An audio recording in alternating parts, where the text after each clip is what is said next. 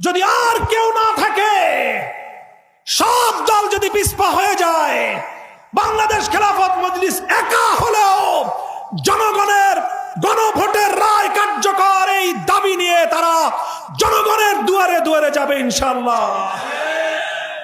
স্বরাষ্ট্রমন্ত্রী জনাব সালাউদ্দিন সাহেব একটি ভাষা প্রয়োগ করেছেন যেটি ব্যাপক আলোচিত হয়েছে, অন্তহীন প্রতারণার দলিল।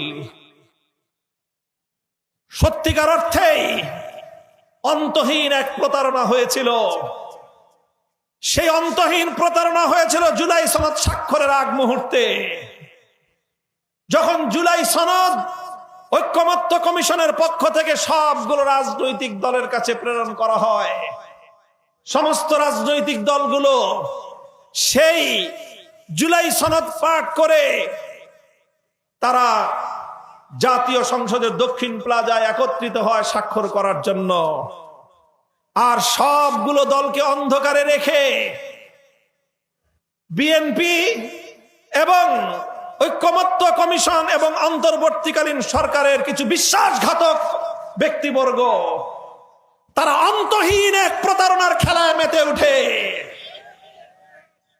সেই অন্তহীন প্রতারণার ছিল এই, সকলের অজান্তে গোপন চুক্তির মাধ্যমে বিএনপির সাথে অন্তর্বর্তীকালীন সরকারের বিশ্বাসঘাতক অংশ তারা নতুন একটি ধারা সেখানে সংযুক্ত করে দেয় নোট হিসাবে।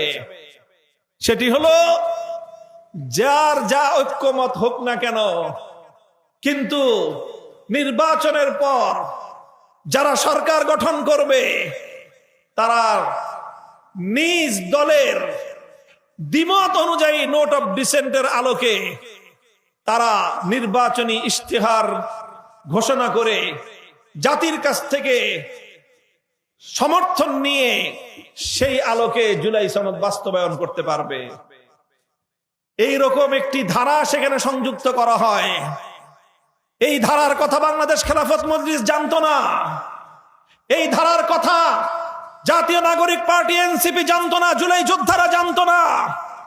এই ধারার কথা বাংলাদেশ জামাতে ইসলামী জানতো না। এই ধারার কথা পীর সাহেব চরমনায়ের নেতৃত্বাধীন ইসলামী আন্দোলন বাংলাদেশ জানতো না। এই ধারার কথা জমিয়ত উলামায়ে ইসলামও আমাদের জানা মতে জানতো না। এই ধারার কথা আর কোন দল, কোন সংগঠন জানতো না। শুধুমাত্র বিএনপির সাথে অন্তর্বর্তীকালীন সরকারের বিশ্বাসঘাতক অংশের প্রতারণার মধ্য দিয়ে